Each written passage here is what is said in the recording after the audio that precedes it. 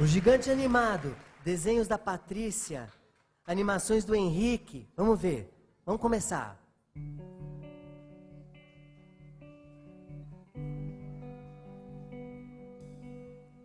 Vamos chamar o vento, vamos chamar o vento.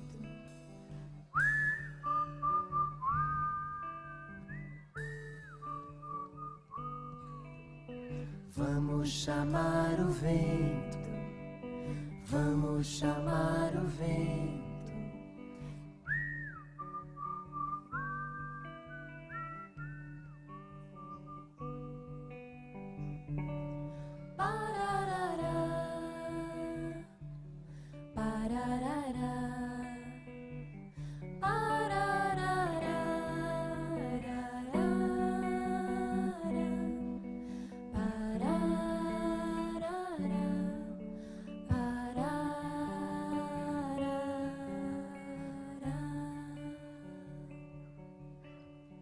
Era uma vez uma bolinha marrom que tinha uma asa comprida. Veio voando com o vento, girando, girando, fazendo pirueta no ar.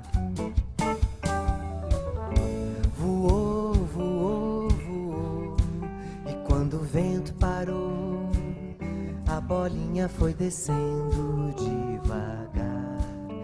Entrou na terra e dormiu. Na natureza as histórias são assim. Tem histórias que precisam dormir antes de começar.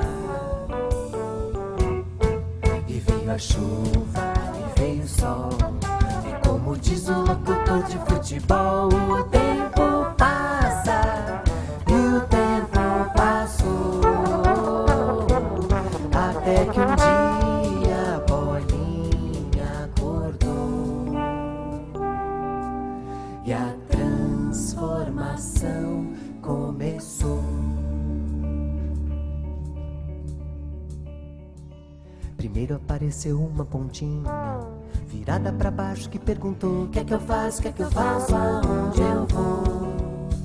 E a bolinha respondeu: vai buscar água na terra, vai, vai, vai, eu vou. Depois apareceu outra pontinha virada pra cima que perguntou: que é que eu faço, que é que eu faço, me ensina onde eu vou.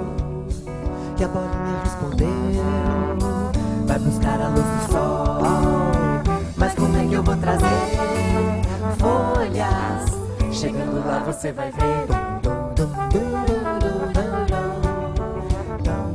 E veio a chuva, e veio o sol, e como diz o locutor de futebol, o tempo passa e o tempo passou, e a bolinha marrom se transformou na árvore mais alta da floresta. Seus galhos formaram jardins, os bichos fizeram festa. A bolinha marrom se transformou no gigante da floresta. No gigante da floresta.